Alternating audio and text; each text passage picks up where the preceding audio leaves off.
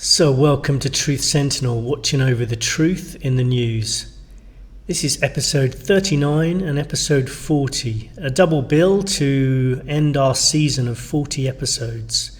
We're going to take a month or so break to focus on PR and making sure that our episodes are on all the relevant platforms and we increase the amount of listeners to the show, and then we'll come back stronger for the next 40 episodes. Episode 39 and episode 40 are part 1 and part 2 of related topics. First, we're going to be talking to Anthony Kay about MK Ultra to give a background on that, just as a side issue, and also because it is loosely related to one of the people we'll be talking about. That's Leonard Cohen. We'll have Anne Diamond on later to show the links there.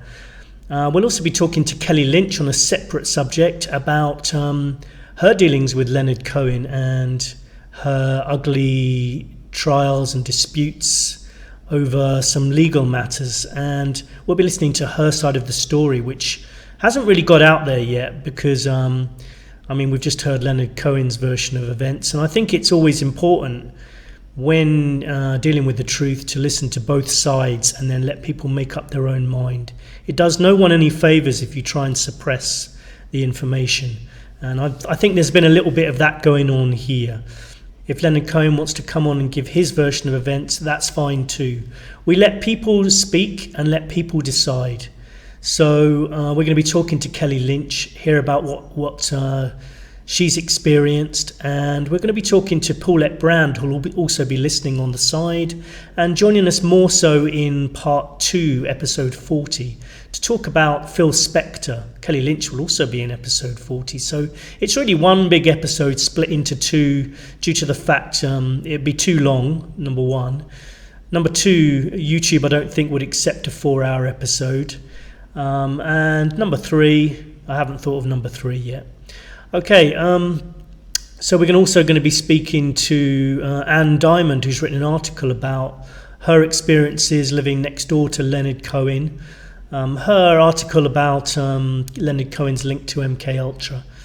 And in episode 40, we'll also be talking to Seth Davis from 2 Real News, who'll be giving an analysis of the Phil Spector trial, and we'll be looking at whether perhaps Phil Spector is innocent or at least deserves a retrial.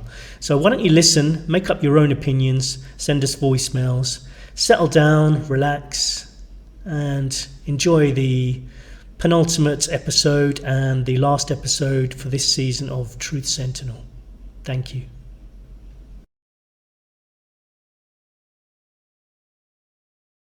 So a quick roundup of the news. First of all, there's an article here about British Army creating a team of Facebook warriors. 77th Brigade are going to be going online and dealing with any non-violent people out there using non-lethal means. So they're basically going to be conducting unconventional warfare in the information age. PSYOPs, basically. As long as they're targeting people like, people who are thinking are going to join the Islamic State or people are going to intending to incite violence, then fine. But I don't think that's what's going to happen. This is going to escalate into stifling free speech and attacking people who criticise the government. That's what I think is going to happen. I wait to see what happens on that. Ukraine crisis continues, dozens killed. 12 civilians have died. A lot of people have talked about them being caught in the crossfire and stuff, but I've seen videos where it's obvious that they've been taken out by sniper shots to the head while shopping. It's just disgusting, and this war doesn't need to happen at all, basically. Anyway, they're being manipulated, and here we have ISIS. There's an article on the BBC website about ISIS and whether their brutality can be explained.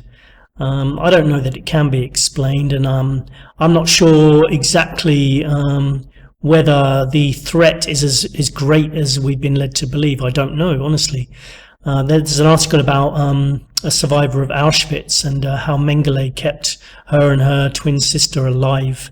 There's going to be very few people left to talk about true witness accounts of Auschwitz soon. So me and Anthony are going to be going to Auschwitz and just really analysing and getting the truth behind what went on there and showing the scale of it, basically. We've got Japan outrage at the beheading of Kenji Goto. I'm slightly suspicious about this story just because it seems sometimes, like you've got these two Japanese people that get beheaded. When did they get captured then? Because they say in September, but I never heard anything about that. And this was in direct response to the Japanese getting involved. Whitney Houston's daughter, Bobby Christina Brown, in hospital, and this kind of leads on to what we're going to be talking about today, the troubled lives of celebrities and the rich and famous and the legal battles that occur. So we're going to go and speak to Kelly Lynch now and hear what she says about her dealings with Leonard Cohen. So I'm going to change the order slightly. I'm going to go to Kelly Lynch first of all and talk about her messy legal battle between Leonard Cohen and herself. Whilst the specific details, some of them might be of interest to the parties involved, other aspects relate to who people should believe, and the tactics that some people resort to. For example, it was reported that Kelly Lynch is borderline psychotic, which is pretty unfair. I think that was just a tactic, basically, to discredit her. And the media kind of went along with Leonard Cohen. I just think both sides need to be heard. You don't have to agree with everything she says, or you may have done some things differently, but it still doesn't excuse people from doing and saying the things that happen in this case. I would wonder whether Leonard Cohen, as many of us can do in our everyday lives, could have maybe handled this better. I think we can all handle things better sometimes, even myself, of course. I've had disagreements and arguments in the past where I thought I was in the right. At the end of the day, sometimes you have to stop and realise what's important in life and decide what's best for yourself in terms of peace of mind and for others too. If children get involved, you should definitely treat that situation with care. No matter how right or wrong you think some people are, everyone plays a part in letting situations escalate to stages that they never needed to get to, maybe. But let's have a look at what's available online first, and then we'll go and speak to Kelly Lynch. Afterwards, we'll speak to Anne Diamond, a writer who's written about the situation and also has written about living next door to Leonard Cohen and her views on the MK Ultra aspects. And then finally, we'll go to Anthony, who will give us a more detailed account of MK Ultra. So that'll be towards the end, and that will conclude part 1, episode 39. As I mentioned before, Paulette will be in the background, and she'll be joining us more vocally in part 2, which is episode 40 and our final episode of this season, before we take a break. So let's look at the article.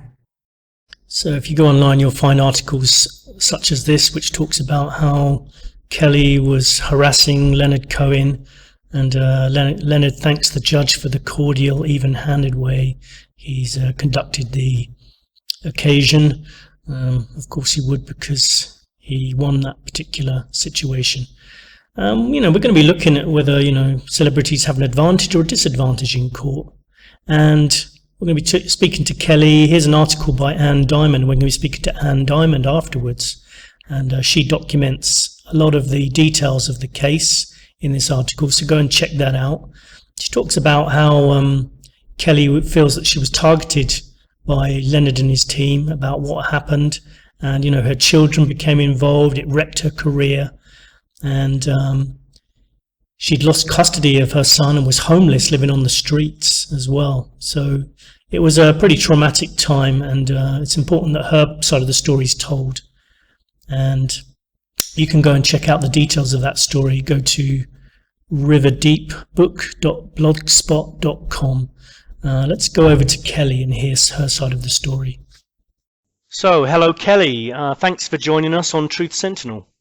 Oh, thank you for having me, Scott. I appreciate it.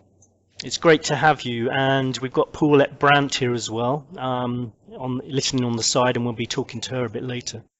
Kelly, you've been through quite a lot in the last 10 years. I believe the court case with Leonard Cohen was in 2005, and that was about a year after you stopped working for Leonard. Is that correct? Yes, it was in 2005. It wasn't actually a court case, though. It was a default judgment. I wasn't part of it. Okay, and you worked for Leonard Cohen for about 17 years as his manager. Yeah, that's right. I was his first manager from after the time his lawyer manager died in '88. And the accusation that Leonard put towards you was that you'd stolen $5 million, correct? Well, the $5 million is damages, I believe. That's what he asked the court, and this is a default judgment. That means the court entered it because I didn't respond. So they take everything as fact, and I wasn't served Cohen's lawsuit. And so, yes, what he alleged is misappropriation of his retirement funds. Don't they legally have to serve you with the writ? Yes, they do, indeed. Indeed. Well, the court has no jurisdiction to do anything, so I'm fighting that right now. Okay, could you give us a bit of a background how you came to be working for Leonard Cohen, and presumably you got to become quite close friends after all those years. When did the relationship turn sour? Can you give us some details from a bit of background from your point of view? I'll start it very briefly. I met Leonard Cohen in the mid-'80s. He had an attorney, very famous industry attorney by the name of Marty Mashat, who was also his manager. And Marty also represented Phil Spector. So this is how I met both of them. And unfortunately, Marty developed cancer in 1988. I was his legal assistant, secretary, everything. And he passed away in April of 1988. And at that time, Leonard Cohen asked me to work as his manager. And then Phil asked me to intern with him, which I did for about 2 years. I worked as his assistant. Right, and initially everything was going fine, and in fact for a lengthy period of time, for 17 years, everything was fine. When did things start going wrong? Well, I personally believe that things started going wrong. Leonard Cohen had sort of had a big mess with, his green card, abandoning it, getting a new one, offshore accounts in Europe. And after Marty died, he sorted that out. Well, he ran into some people and he started getting into complex tax deals and corporate structures. So I would say the IRS started auditing these issues, and I started to become highly suspicious. So I would say the short answer is around 2002, I started becoming suspicious. Our relationship fell apart. Leonard Cohen heard I was going to the IRS in October 2004. Demanded that I give him corporate books and records and meet with him and his tax lawyer, and I refused, and that's how the relationship ended. Right, and you mentioned to me before that in 2005 he offered you half of everything he owned, is that correct? I was offered many types of settlements. I have it in writing. My lawyers met with Leonard Cohen's lawyer. I was offered 50% of everything he owns, community property. I was offered the 15% intellectual property, which I own and have evidence of, corporate records. I was offered my 15% commission for work I've done. He didn't pay me on, but he stipulated that he wanted me to testify against his representatives, and falsely, I believed.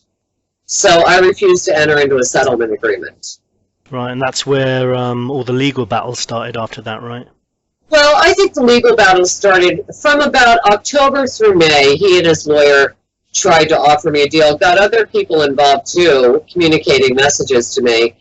And then on April 15th, I was told that the tax fraud is criminal and that I had no choice but to either go to the IRS or amend the tax returns.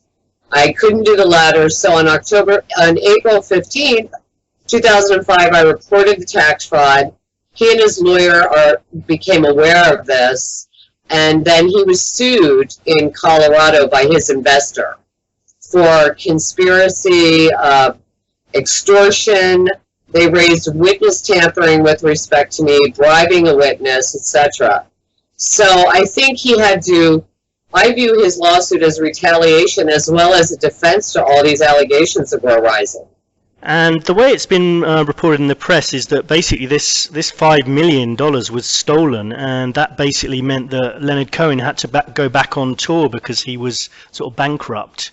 Is that correct, or is that wrong? That's not correct. I mean, Leonard Cohen, first of all, planned a tour and was contractually obligated to do so. He had just gotten $1 million advance for the studio album Dear Heather, and I was working on a multi-million-dollar lithograph deal that he closed. He had a lot of money coming in. Furthermore, Scott, this retirement account, what Leonard Cohen has failed to advise anyone, is that he personally borrowed $6.7 million approximately from it and owed that within 3 years with interest. And, he has some insane argument that while he was entitled to make loans, I wasn't authorized to provide them. So this is one of the confusing areas. He's saying I received overpayments for my commissions, when in fact I have received advances for intellectual property I own, all of his dating back to 1967. I have the non-revocable assignments. He's signed everything. And there are distributions, including for tax payments for corporations. The ledger that is attached to his lawsuit is a meaningless list of numbers with no backup documentation. So he had things like houses he bought for his girlfriend and son in my alleged column, which is crazy. So I've asked him, since this lawsuit was filed, to give me a proper accounting. That includes our ownership interests in these corporations and his loans. He's saying he had $5 million to invest. Well, he took $6.7 million, so there's a problem there, yeah, with the math. And one other thing, and I think this is important, he's also said things in the legal document, like I'm not entitled to my commissions if he deposited the royalties into his personal account.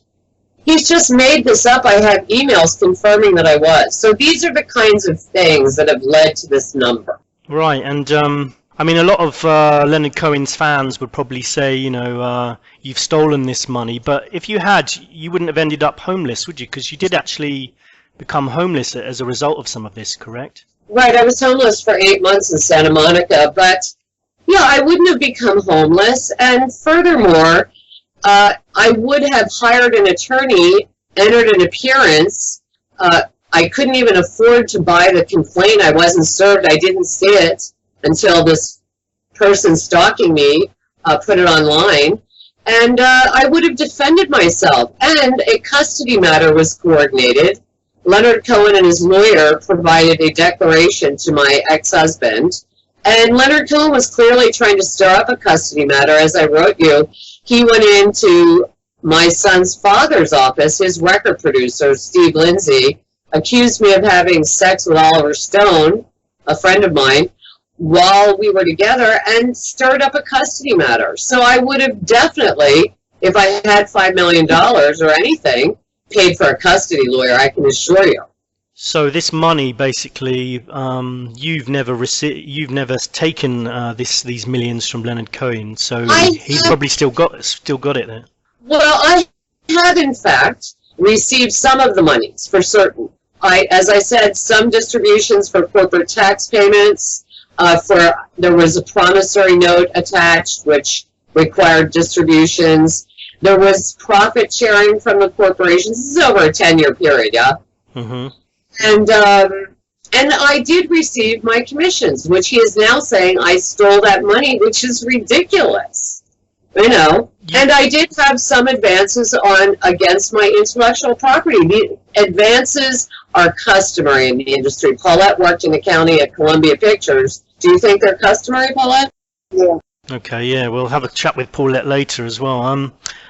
You've come in for a lot of flack from Leonard Cohen fans and by stalkers, and you've even had a SWAT team land on your front lawn as well. Can you tell us about that? Yeah, I can. So in May of 2005, after months of not agreeing to settle with Leonard Cohen, I kept my son, my younger son, who was 12 at the time, home from school. And his father was calling. We were separated. He was becoming a little bit unhinged. He was having a baby and a new relationship and had some financial problems. He was screaming about my keeping Ray home. Well, I asked my older son to take Ray down the street, which he did. I didn't want Steve coming on my property and starting an argument.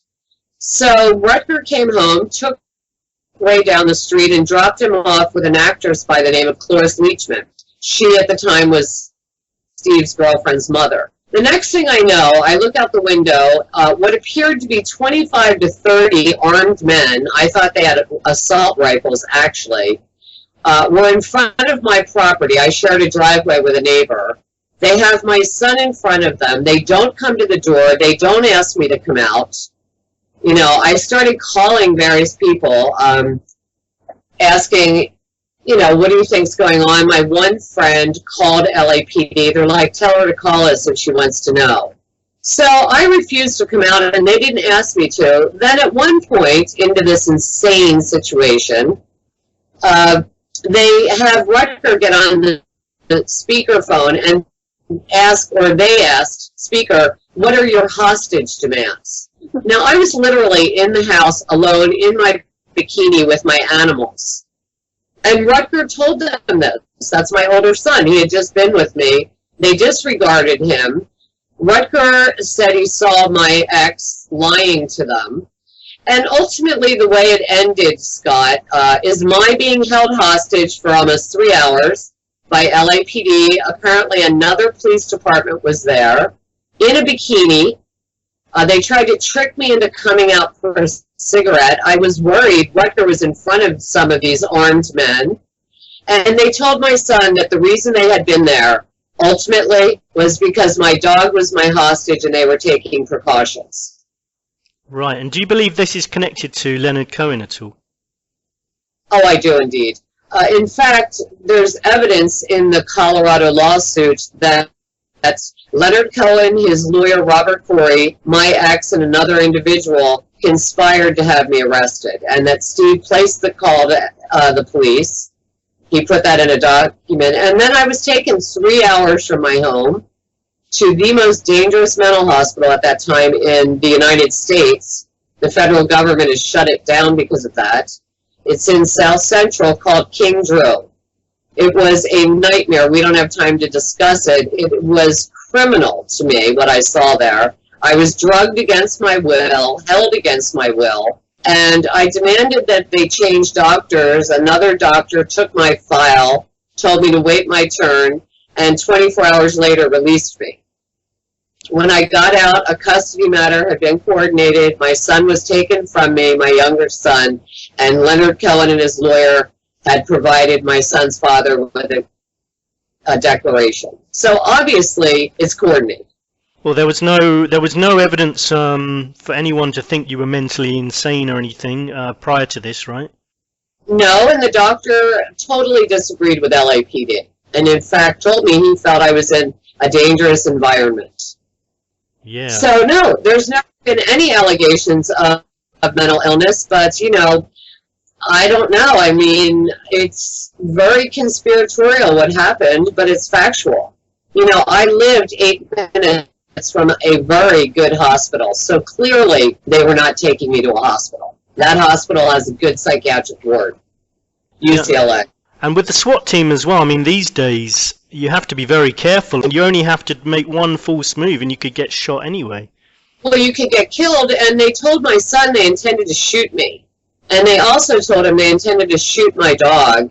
And one critical point here, Scott, is that when I was taken to this dangerous environment, hospital, I was questioned about Phil Spector and guns. So that is not a mistake. And many people have told me, including a man who works at Homeland Security here in the United States, that they felt the DA might have the power and motive to have me taken there. There may be corruption in the actual legal system there. I believe there is, most definitely, particularly when Phil Spector's DA showed up in this misdemeanor matter between me and Leonard Cohen and, you know, had an investigator in the courtroom. That is highly unusual. And then Leonard Cohen was on the stand testifying about Phil Spector and a gun. Right, yeah, I wanted to talk to you about that, and well, I'll be talking to Paulette about that as well. Leonard Cohen got a restraining order on you, and he also actually made you serve prison time, is that right? Well, in 2005, Leonard Cohen obtained a restraining order. There are a dime a dozen I think Paulette is dealing with a fraudulent one for her boss. This is a litigation tactic in the United States. It ruins people's lives. There's a high-profile one going on right now with a friend of mine, Coyote Shivers. He was married to the star of NCIS. She plays the coroner, and the city attorney seems to be celebrity-oriented. So in any event, he got a first restraining order in 2005. I have no idea what the allegations were. I wasn't at the hearing. In 2008, he flew in from his European tour. First, his lawyer threatened to sue Ann Diamond, who will be on your show. And Ann is an old friend of him, dated him years ago, a lovely person, a journalist. And she had written an article about me called Whatever Happened to Kelly Lynch. And she wanted to submit that to Rolling Stone. Well, she published it online. So one day, Leonard Cohen threatens to sue her over this. The defamation laws are quite different in Canada. And she doesn't have the money to defend herself. The next day, he flies into Boulder. This is in the middle of a European tour, okay? And attempts to get a restraining order against me. And one of the reasons noted in his paperwork is due to the fact that I was posting online in defense of myself and communicating with journalists. So he wanted to silence me. I did go to that hearing. I asked the judge to make it permanent. I told her I thought the situation was insane. I didn't feel like I had any need to contact him. Well, in September of 2011, the state of California garnished my wages, started withholding 25% or planned to, and then what happened is I hadn't filed my 2004 or 5 tax returns. Cohen will not give me the tax documentation I need. So they gave me 60 days to file that. And they told me to go get the tax information I need. The only person that has that is Leonard Cohen. I called the court again. They assured me the restraining order had expired in February of 2009. Paulette has confirmed this with them numerous times. I now have in writing from them why they were confused. The temporary order expired in 2009. The court, therefore, led me to believe there was no longer a restraining order. So, yes, I left messages for Cohen, and I called him and emailed him asking him, provide me with tax information. I would like an accounting, complete accounting. I need that as well for my taxes. And asking him at times to stop slandering me. You know, many news outlets just repeat ad nauseum what he says without verifying it. So his lawyers refused to communicate with me during litigation, and they're obligated to. And I believe Leonard Cohen set out to entrap me. I was arrested near San Francisco, brought to Los Angeles, charged with knowingly violating a restraining order, which I didn't knowingly violate because I was told it expired by the court. And I was prosecuted for violating, I might note, a domestic violence order, meaning we would have had to have a dating or engagement relationship, which we never did. And then suddenly Leonard Cohen is testifying that I was his lover. It's really quite perverse. The city attorney lied about everything. It was shocking. Phil's DA had a investigator in the courtroom, and Leonard Cohen they elicited testimony from him about Phil Spector, a version of the gun story, and the Internal Revenue Service. So the judge wouldn't allow the head of fraud for the IRS to take the witness stand. He wouldn't permit my son to take the witness stand. I wasn't permitted to have a defense, Scott, and the court-appointed lawyers got every fact wrong, just about. So I served 6 months, and then, as Paulette and I were telling you before the show, the city attorney, that's the prosecuting attorney in LA, aligned themselves with a man who has been criminally harassing me, my sons, my sister, Paulette, everybody for 5 years now. He's a lawyer, Stephen Ginelli. I have evidence, I'll send it to you, where they emailed this man, encouraging him to email and harass me and to communicate messages from that office to me. When I said I want this to cease and desist, I don't want my prosecutor copied in on slanderous emails with my children. They prosecuted me for, there's something called an intent to annoy in California, for intending to annoy the city attorney, prosecutor. And the judge, Paulette was there, would not permit me to, he wouldn't review the evidence. It was shocking. And this guy who's this stalker, he's continues to send emails even though you don't reply to them. So there's a possibility he could be on someone's payroll, yeah? I think, well, my appellate attorney was also harassed for a year and slandered. Terrible. And he still continues to email me. He continues to email Paulette. There are other people on his list. And he works in tandem with Leonard Cohen's fan, who evidently lives in Denmark, Suzanne Walsh. I will also point out, Scott, because it's quite bizarre, that he and Phil's ex-assistant, Michelle Blaine, now she came in after Paulette in 2002, and a court concluded that she stole nearly $1 million from Phil. The two of them worked in tandem together to take down my blogs, telling what I felt was the truth about Phil, my email account. So this is highly coordinated with Leonard Cohen's fan and Michelle Blaine and others. A lot of this doesn't seem to fit in with the public perception of Leonard Cohen with his Buddhist principles and things like that. How would you, what would you say is the difference between Leonard Cohen's public persona and his character generally? Well, I would say that he has kind of various personalities in various settings. So for the news media, he limits his interviews to people he knows, journalists he knows that can, that actually are kind of more awe-inspired fans. And he has a persona he's trying to get across, which is sort of this worldly, religious sage, clever, kind of witty, gentleman with courtly manners and sort of a European air about him. So that's his public persona. Then he does not really let people get to know who he is at all. So people, even in his life, for instance, that might be musicians or engineers that work for him over a period of 2 months. I was with him, on the other hand, for 20 years. I managed his son, Adam Cohen, and I was almost like a mother to his daughter, Lorca Cohen, when she finished high school here.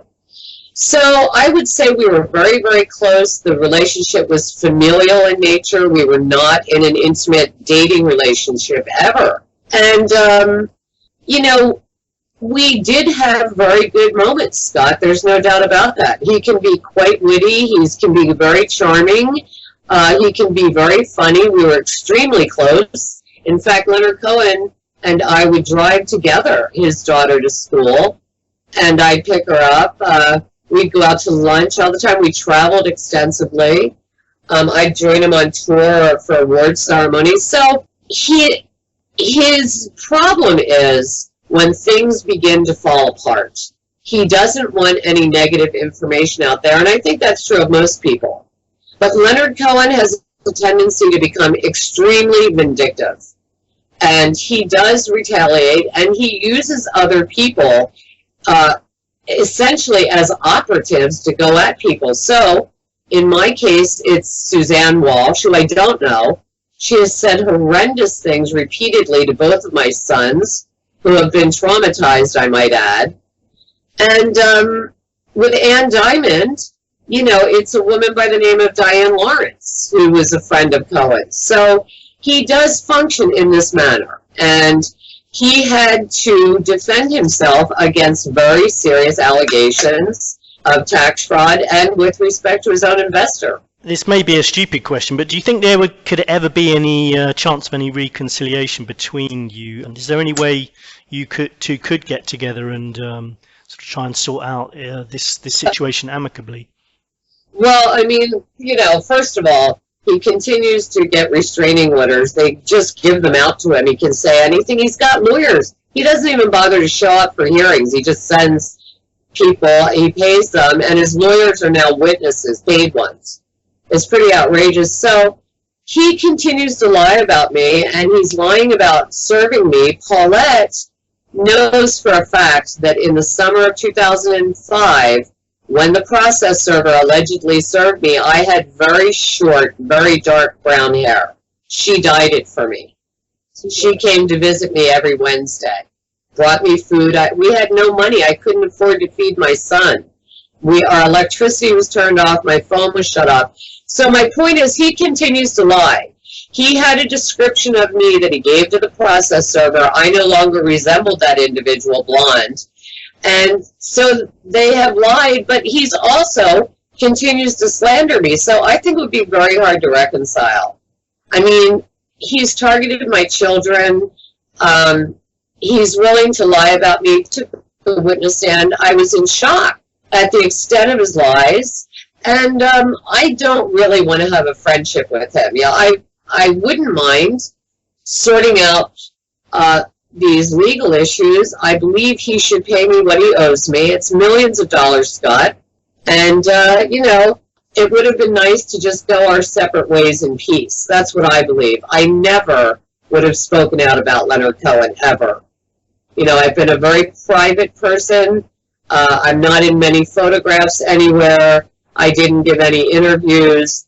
I really stayed behind the scenes. And the last thing I would have done is, badmouth Leonard Cohen or even speak the truth about him. There's also biographies. Sylvie Simmons just released a year ago, I'm Your Man. She interviewed 100 people and never interviewed me, never gave me an opportunity to tell my version of events.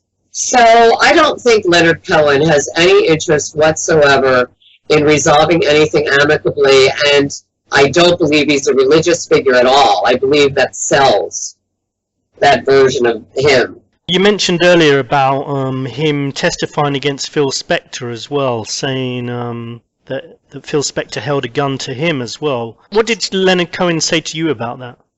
Let me just clarify that first of all. Leonard Cohen testified in my matter where they said I violated a restraining order. I'm also moving legally on that. For some reason, the prosecutor started questioning him about Phil Spector, which I found shocking. What does that have to do with a restraining order? And he said I told people he perjured himself in Phil's matter. Well, Mick Brown, a journalist, music journalist for the UK Telegraph, had contacted me and actually Paulette in 2005, and he told me he saw Phil Spector's grand jury testimony. A grand jury is a secretive panel of people that hear evidence only put on by the prosecutors and decide if there's enough evidence to indict somebody and charge them. So Mick told me he saw testimony or a transcript, maybe a version was told to the grand jury, where Leonard Cohen and this one version of Phil's gun story was used, Leonard Cohen's story. Well, suddenly he's testifying with the DA's investigator while the DA is running for the prosecutor. Phil's running for DA. Phil was on the ballot. This is a very big deal here. They haven't nailed a celebrity since Fatty Arbuckle. Well, he starts testifying, and my lawyer said to him, he just started making things up, Scott. He's very clever with words. That's his job. And he started saying every time he hears a car, he's concerned it's me. I lived in the Bay Area. I didn't have money to come here, but I wouldn't go near this man at all. So he's just making this up. And, I don't know what it was. I supposed to be involved in a drive-by shooting. Well, my lawyer said in response to that testimony, so you're afraid of Kelly Lynch's emails, which LAPD wrote in the report are generally requests for tax information. You're afraid of those, but you're not afraid of Phil Spector holding a gun on you. And he said no, he wasn't afraid of that. And he testified Phil held a gun to his head, and he was clarified that it was a semi-automatic. Well, the DA's version, when they prosecuted Phil, they also have it in motions. Leonard Cohen's testimony or statements is that Phil held a gun to his chest, and it was an automatic. During my trial, he wrote my prosecutor that Phil Spector held a gun to his neck. So there are now 3 versions of Leonard Cohen's gun story before LA Superior Court. What he told me for 20 years is that Philip never held a gun on him, and this was a good rock and roll story. And he told me that detectives from the sheriff's department came to his house. I met them. I was leaving. And he told them these were good rock and roll stories. During my trial, my lawyers handed me an email, and it's Leonard Cohen writing the prosecutor that he told them Phil held a gun on him. So he lied to me about that. He's lying about me about many things. And, you know, I don't know what to say. I find it shocking. And I believe this is why the DA aligned themselves with Leonard Cohen, why they had an investigator in a restraining order matter that had nothing to do with them. And also, you know, they elected not to prosecute Leonard Cohen. I went to the district attorney, that's a criminal felony matters in LA, gave them evidence in 2006 that Leonard Cohen has actually stolen from me, and they refused to prosecute him. They refused to investigate criminal negligence in my son's matter where he had his fingers ripped off at Whole Foods, and they behaved abominably. It wasn't one of the accusations that Leonard Cohen put that he'd received threatening voicemails from you? Well, first of all, Leonard Cohen worked with a sound engineer, you know, and I think he, you know, it would, you know, I could tell it was recorded very loud. The sound was tampered with. The transcripts that were given to the jury were completely incoherent and wrong. I have no idea what they thought. I know that they wanted to hear from the IRS, but the judge refused to allow it. Yeah, I said, you should be shot. That's a colloquial way of speaking. And, you know, I have been through a lot. He did target my son. You know, he's destroyed my younger son's life. He's falsely accused me. And I did say one time, well, I said you should be shot by a firing squad. And the reason I said that is he had been interviewed by a journalist called Michael Gilmore, who writes for the Rolling Stone magazine. And Cohen understood and talked to Mr. Gilmore about the fact that his brother was executed in the United States, Gary Gilmore, by the government by firing squad.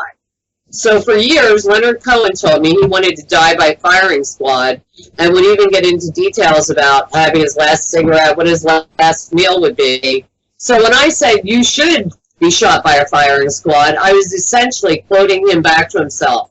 In any event, this is not a threat. So you didn't mean it literally though, right? Why? How would I put together a firing squad? I mean, it's ridiculous. Another statement I made is I will take you down. Now, even in LAPD's report, it says that I said I will take you down legally. A law firm used that phrase with me. They said they reviewed the evidence.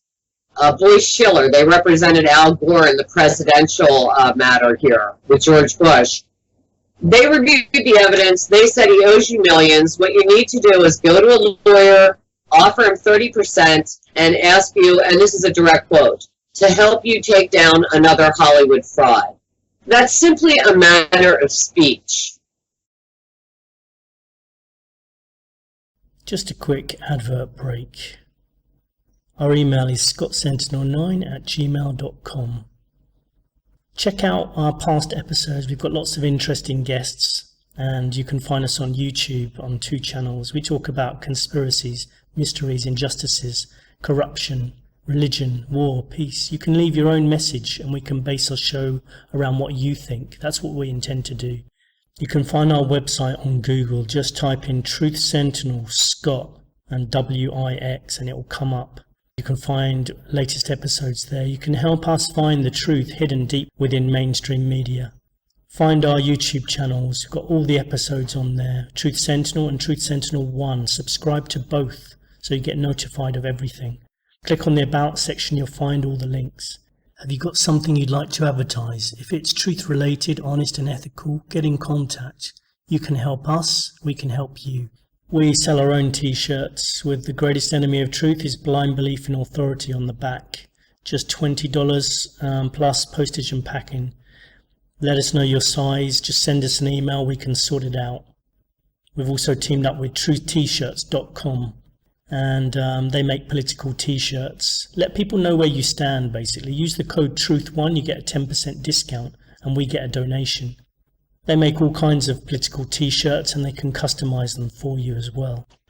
If you've got any ideas for publicity stunts, get in contact. We need to escalate this channel, make it much bigger. We need your help. Please support us. Thank you.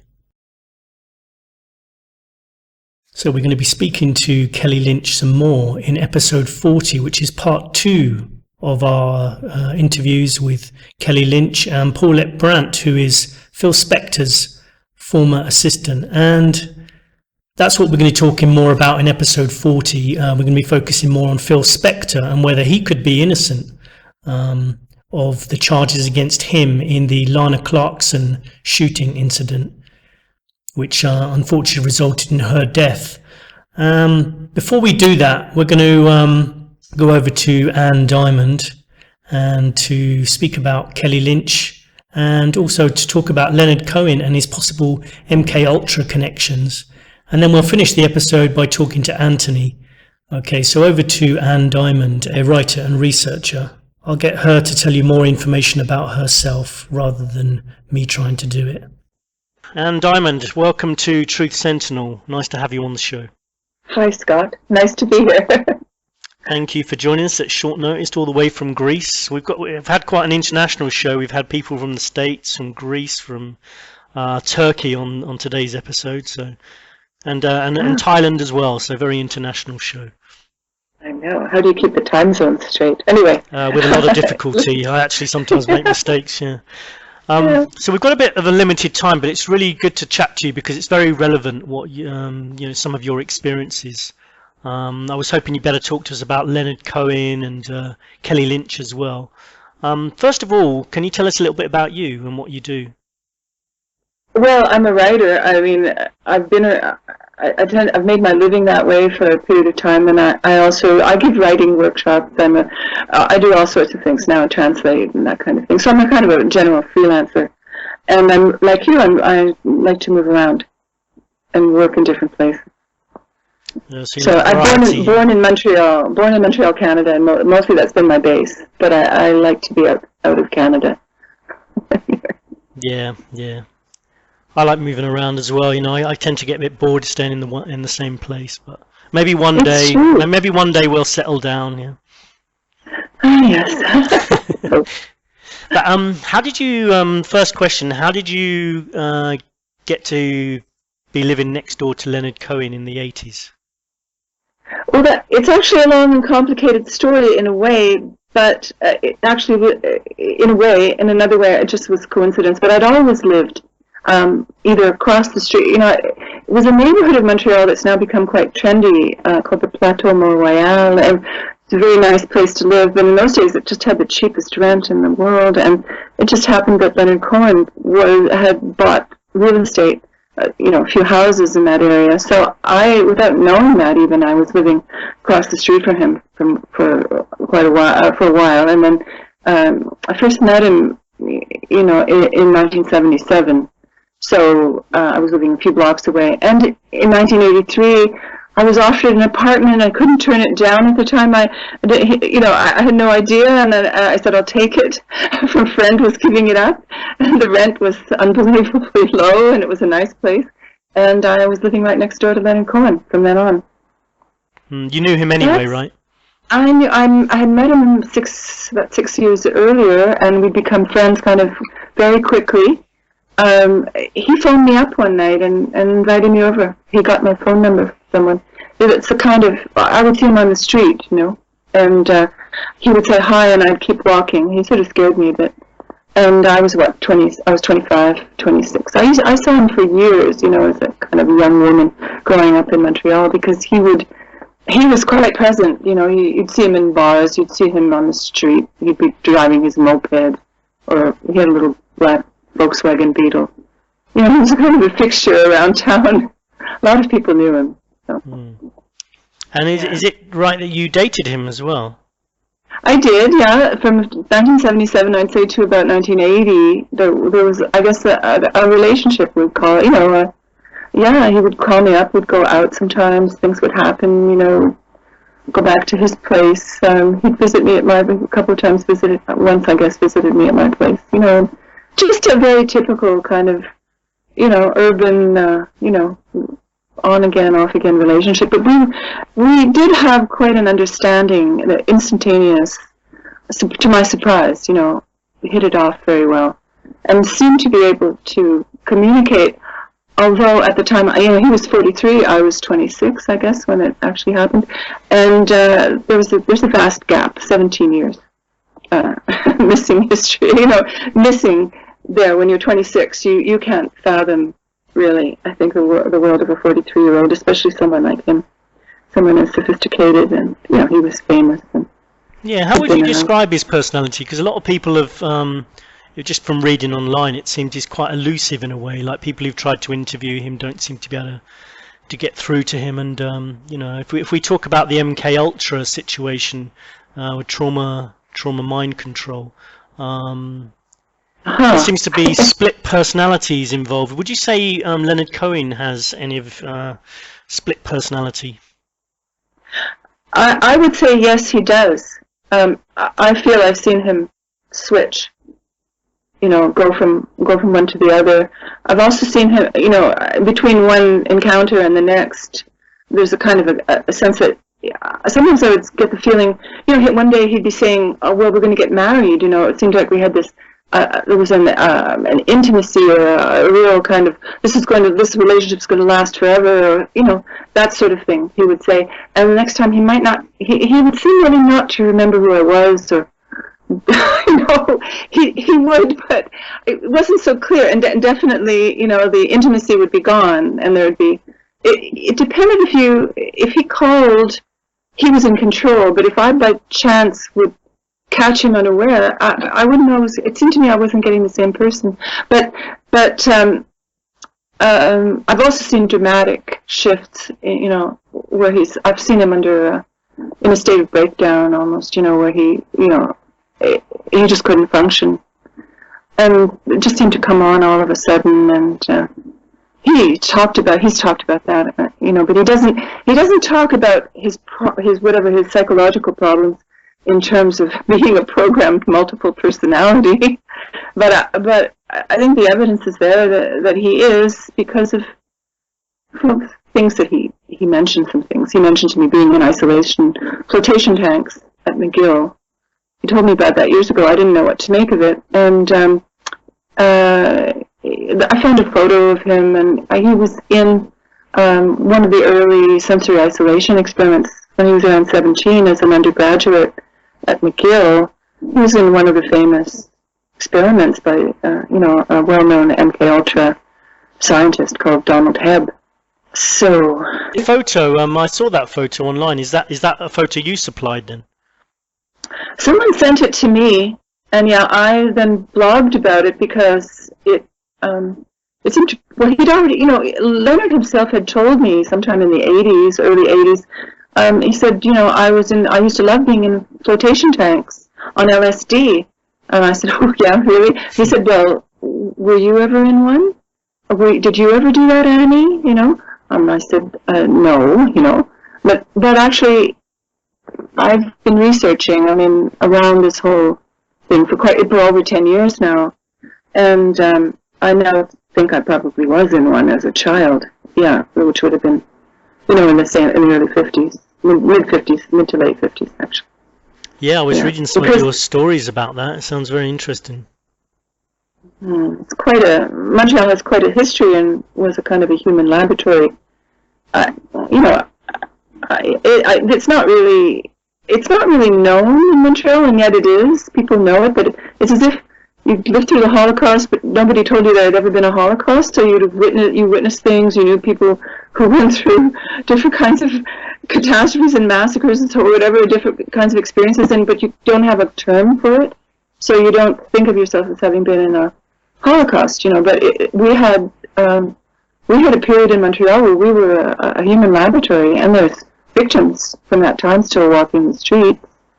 I've known them all my life, and some of them went on to be quite, it was a mixed thing. Many people were destroyed, some people survived, some committed suicide, some went insane, and some became famous. Our Prime Minister, Trudeau, from what I've heard put together, it's pretty obvious he was in it too. The aim of it was to create, at the top level, Manchurian candidates, controllable public figures. And it was a survival of the fittest kind of pyramid. So. Yeah, it's curious because when people hear of MK Ultra, and some people still think it's a conspiracy, but Bill Clinton actually apologized for the program. Maybe it was under a different name, but he apologized for it. And but it does seem like whereas some people may have been dragged off the streets against their will, Leonard Cohen seems to be a willing participant in it. Well, I think there were many pretexts for getting people into it, and they weren't. They didn't involve dragging people in off the streets. I can tell you in a nutshell. I mean, he volunteered. He would have volunteered and gotten $20 a day to be in that experiment. At the time, that was a lot of money. A 17-year-old student was made, that was a very good salary, and he would have volunteered. I know of people who were approached. And one was a friend of his, a painter in Montreal, and he's no longer around, but he was a little older than Leonard, but he was approached and told, you're a painter, you're a young painter, Dr. Cameron at McGill is very interested in bringing creative people like you together and having them paint under the influence of LSD. And a number of people were brought in by that, and he refused, but others didn't. And, you could be, in the case of children, well, I was a child of the military, and my twin brother and I were put in a program at McGill. I pieced it together. I mean, it's taken a while, but for gifted children. So children who are exceptional in some way, Dr. Cameron advertised essentially in the paper. They would give him all kinds of press, and he had solutions for difficult children, and he was also very interested in gifted children. He was the all-purpose, world-famous psychiatrist, so people were happy to send their children. And there was an agreement with one of the school boards, the English Protestant school board, because Montreal is a multicultural, multilingual city, and but that school board collaborated and sent difficult kids, disruptive kids, to Dr. Cameron, and he would electroshock them. And he had also, they would go back to their parents, but, improved and changed, but he also had orphans. That was going on in cages, who lived there all the time, and they didn't leave. They never got out. I mean, it's a really horrific story. I've been digging up stuff for 10 years now on it. I'm convinced that what I'm saying is true. I've heard from so many different people, and the stories, mesh together very well. They corroborate one another. Well, I mean, Bill Clinton did apologize, so I mean, at least some parts of it have got to be true, surely. Oh, absolutely, it's true. And if you meet victims, I met one of the Clinton victims, women who testified, I think was Carol Retz. I believe she testified at that. I've met other women who did testify at the Clinton hearings in 1993 about, what was it called, human radiation experiments. But these women came out with a story about mind control experiments. And they had therapists backing them up with documentation and all kinds of information. And one of those women was, I think, Carol Retz, and she wrote a book called A Nation Betrayed. I never met her, and she describes coming to McGill as an 8-year-old, I think, in about 1960. And she describes a scene at McGill involving orphans living at the Allen Memorial, kind of in the basement. And yeah, I've had other information that come to me about those children. They lived in the basement of the Allen Memorial. They were from broken homes. They were orphans. No one was interested in their fate, and they were used in some pretty horrific, lethal experiments. And I was going to ask you, are these experiments more focused on mind control, or were they trying to develop sort of torture techniques? I think a little of everything, and from what I've seen, I've heard, I think one thing they were definitely doing was creating super soldiers with children. I believe that. I mean, I've heard, and so putting them under incredible stress, and again, it was survival of the fittest. They were also working with things like hypnosis, drugs, electroshock, to compartmentalize the mind and see if you could create. Well, I knew some people who had been in the program, I think the same one that I was in, and they were psychic, and they were trained in psychic, they could demonstrate things to you like mind reading, or I know Leonard Cohen is one of them. I mean, he's demonstrated his mind reading ability to me several times. What did he do? Well, he would speak a thought that had just come into my head. It happened too often to be coincidence. I just thought would come out of nowhere. I'd have it in, I'd be going, what was that? And he'd just repeat it word for word. It's almost as if he was implanting the thought and then speaking it, or it came from me. I don't know. I've also seen him with the television. He was great with the remote control on the TV. He would change channels, but when he'd find his show, one time he did this, he just anticipated the next line of dialogue for, minutes on end. He just kept getting the next line of dialogue in word for word before it was spoken, It was a trick. It was a kind of a trick. And I knew someone else who was younger, but who knew him from the Allen Memorial, who was in there as a child, kind of a child prodigy. And his parents sent him to Dr. Cameron, and he was trained in all these kinds of things. He had a photographic memory. I don't know if Leonard has a photographic memory, but many of those kids did, and that's what they were trained in. And the former training was trauma. You got good at things that you got better if they electroshocked you, to make you better at it. And so, do you think Leonard Cohen would corroborate this if he was asked? Would he deny this, any of this, or would he agree that he does have some of these capabilities? I'd love it if he did, but I doubt that he would at his present age and where he is today. I think it's all it's a secret, and he'd only be endangering. My guess. I keep hoping he will someday just come out and say yes. I was part of this.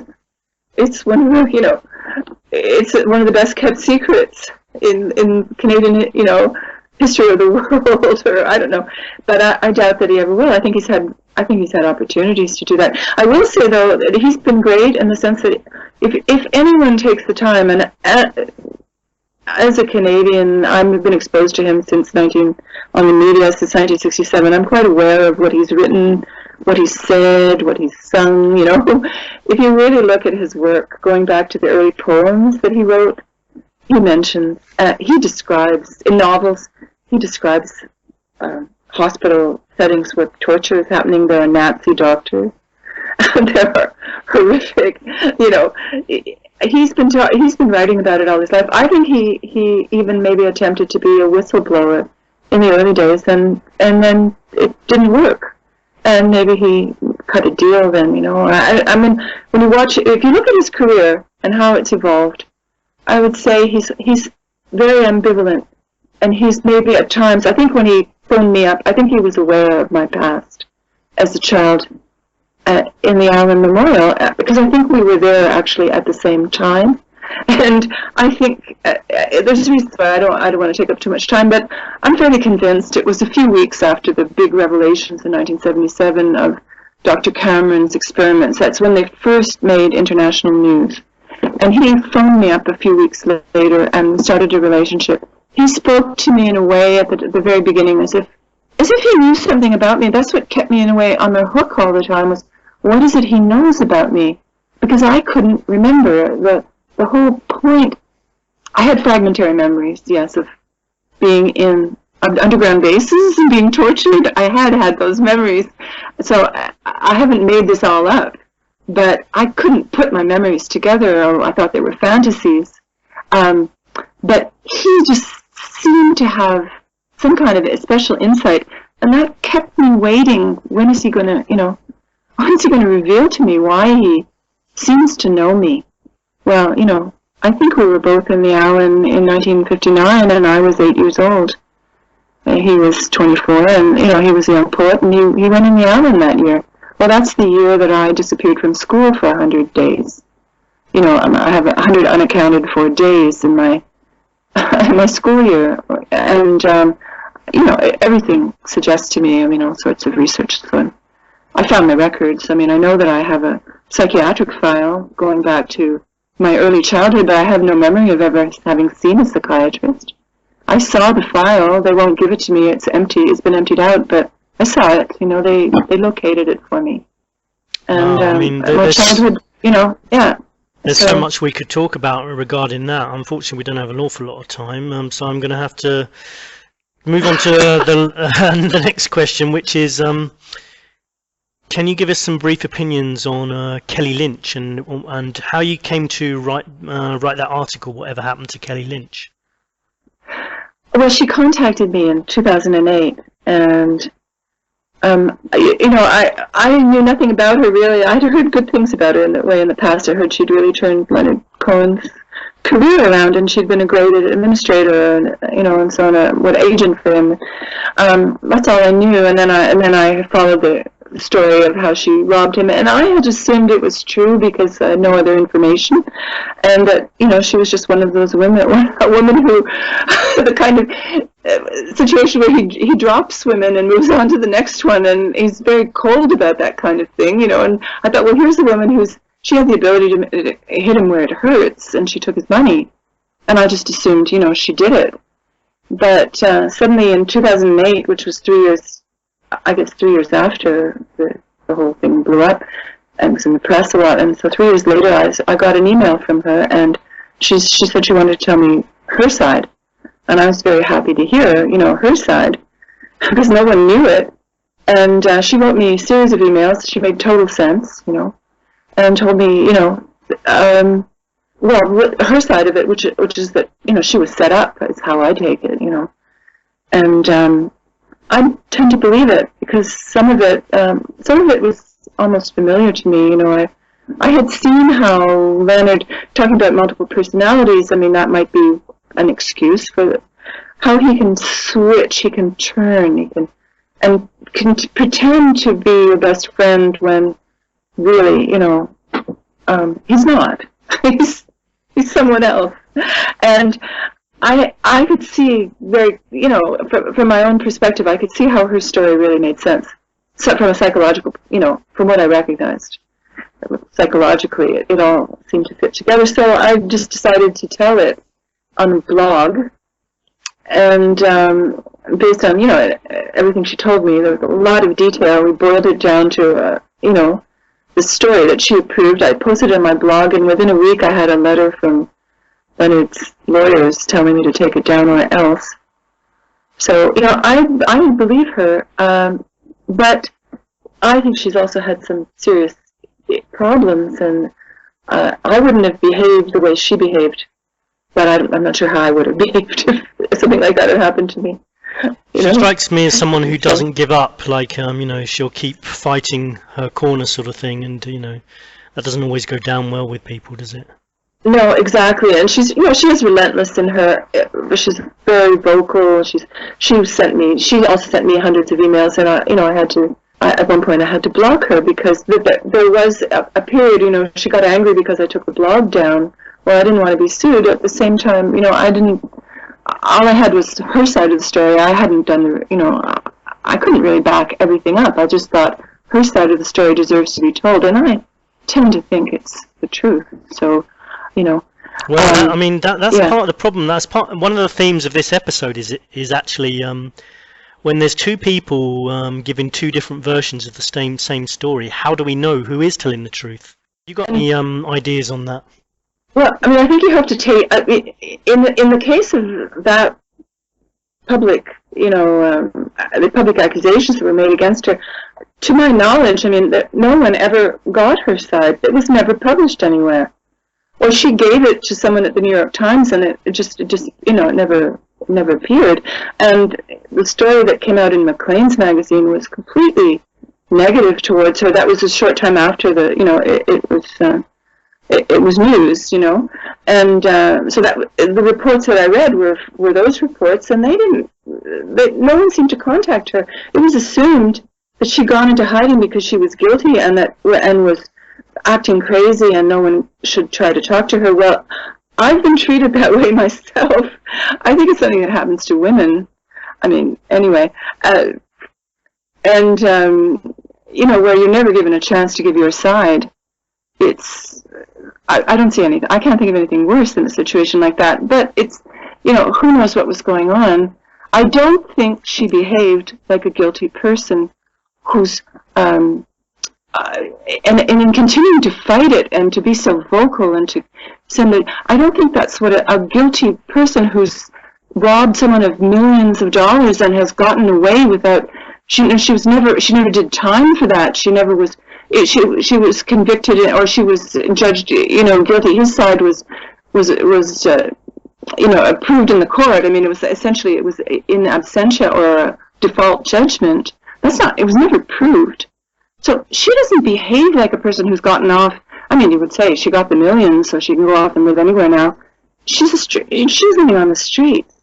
She had nothing about her that gave me the impression that she had done it, and succeeded. And why would you keep it why would you continue fighting if you got the money and you can, I mean, it just doesn't hold up to me. It doesn't seem to make sense. But at some point, someone's got to do a forensic analysis of financial. I don't think that's been done. It just wasn't dealt with in court.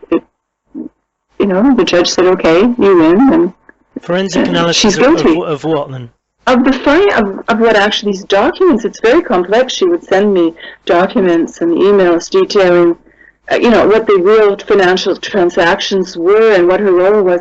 And how I could never figure that out. How could I? It would have to be done somewhere by an objective accountant, someone who's trained in that, to really go over the documents, because there were signatures, there were things going on, but signatures can be faked. Who faked what? Anyway, I'm not in any way qualified to make a judgment, but no one ever did do that job, because the court decided in favor of Cohen, but he didn't benefit from that either, because the money was gone, supposedly. Well, I think there are a lot of unanswered questions. And do you continue to have any adverse reactions because of writing either of those articles about Kelley Lynch and Leonard Cohen? I wouldn't say adverse reactions anymore. I think I'm kind of under the radar. I found there's been a lot of interest in the piece that I wrote, which is just a very personal story of living next door and getting a call from him. I go over and he says he's completely disintegrating and he needs help. And this was in about 1990. And the illustration for the piece is the photo of him in the sensory isolation experiment. And to me at the time, talking to him, I said, well, why don't you go get therapy? Why don't you, work out what's wrong here? He said, I could never do that. He said, only the psychiatrists at the Allen understand what's happening to me. They're the only ones who can help me. And he never mentioned them to me before. I was actually a little bit in shock that he was dependent on the Allen Memorial psychiatrists to control his brain chemistry, to keep him from disintegrating the way I saw him in front of me. He said, I can't get from one moment to the next. And, it was shocking to see him in that kind of condition. Well, if I were a survivor of those kinds of, and I discovered that I was, I'd go into therapy. He had the money to do that. I wouldn't have had the money, but, find out what the cause is. He didn't believe in that approach. You know what men are like when it comes to going to the doctor. Yes, that's true. Unfortunately, we're probably going to have to wrap it up there, but that's been really useful what you've told us, and very relevant and interesting. So just wanted to thank you for joining us, even though it was for a short period of time, and maybe we'll chat again at some point in the future on some other topic. Love that. Anyway, it's been fun. Thanks for letting me rattle on once I get going, No, I've enjoyed it. I wanted to ask you more. Maybe another time, but thanks so much for coming on. Well, you have a good evening then. Thanks so much for having me on. Yeah, thank you. Goodbye. Bye. Next, we're going to just have a bit more detail about MK Ultra and what actually the experiments were about. and the details that we know about them. And we're going to go over to Anthony Kay, our researcher from Kayseri in Turkey, in near Cappadocia, in the shadow of the Erciyes volcano. Anthony, welcome back to Truth Sentinel. It's nice to be here. In our maybe possibly penultimate episode of this season. Yeah, I know. I'm dying to find out what the cliffhanger is going to be at the end of the last episode. Well, I'm still trying to decide whether I'm going to have time to make one. Fair enough.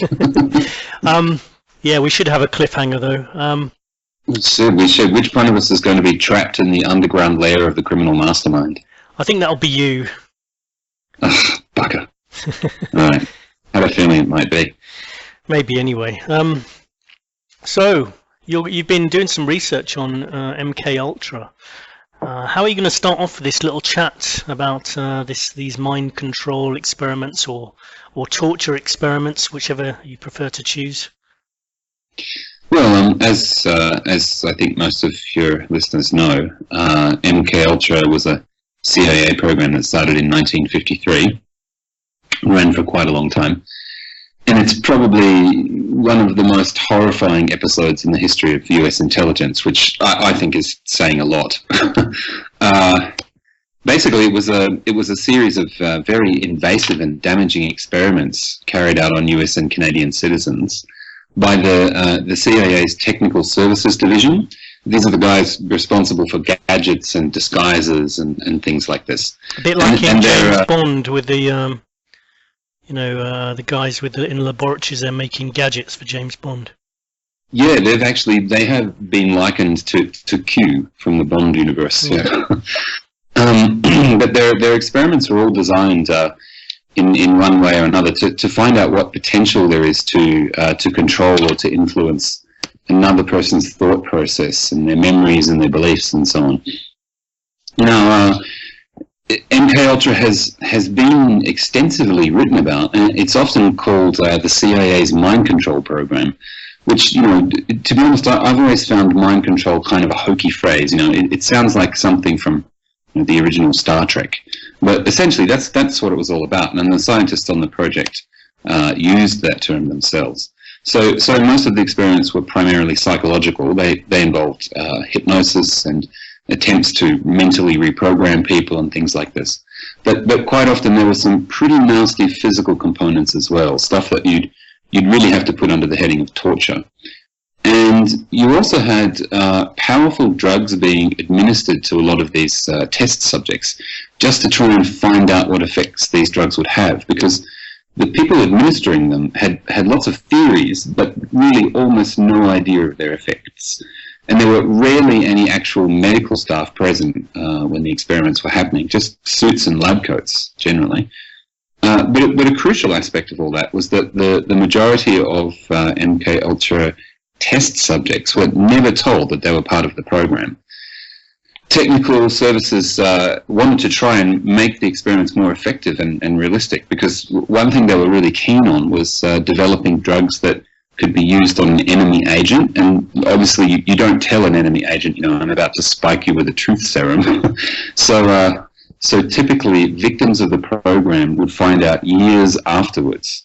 But to give you an example of how it worked, you might have, say, a temporary patient in a psychological therapy clinic.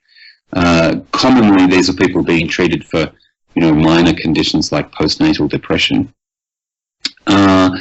And they'd be administered increasing doses of LSD over periods of time. But the drugs were administered secretly, and the subject wouldn't be aware that it was happening. That was a pretty standard kind of case. And that'd be pretty scary for the subject. If they didn't know what was going on, they'd probably think they were going mad. Well, absolutely. There have been some interviews with people who went through this, and they're quite horrifying. And I think it's important to note as well that this was not a small program. I mean, we're not talking about just one or two labs in Fort Detrick or whatever. There were something like 80 different facilities around the US and Canada participating in the program. Some of them were government facilities, but others were university science departments, hospitals, prisons, and things like this, usually paid off by the CIA with grants. and the scientists involved were all pretty much free to indulge in any kind of dodgy practice that they could justify in the name of national security, which, as we know, is one of those all-purpose excuses for any kind of dodgy government behaviour. So it was amazing how much they were allowed to get away with. There didn't seem to be any checks on this at all.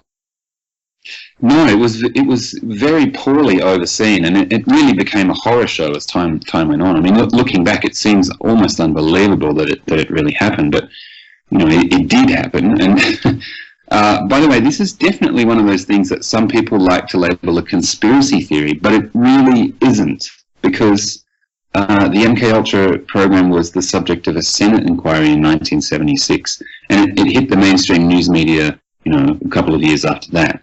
And then years later, when more files about it had been released under Freedom of Information, President Clinton actually officially apologized to victims of the program. So we're definitely not in kind of tinfoil hat territory here at all. This is a well-established episode in US history. And indeed, people can go onto YouTube and just type in Clinton apology over mind-controlled experiments, and they'll see the video of that. Yeah, exactly. So a bit more about the experiments. Let's talk about a few examples. We can discuss the ideas that kind of underlie each one. One common technique that technical services used was to buy a plush apartment in a big city and then set it up as an upscale brothel. So they'd install two-way mirrors and recorders in all the bedrooms, and they'd hire actual pimps and sex workers for the project. These were, minimal risk people, because there wasn't much chance that they'd be able to, mount a successful lawsuit or anything like that. So your prostitute would bring a client into a room, and she'd have a little pre-sex drink with him, but the drink would be spiked with LSD, and you'd have the technical services agents there behind the mirrors watching what happened while the client had sex under the influence of a hallucinogen.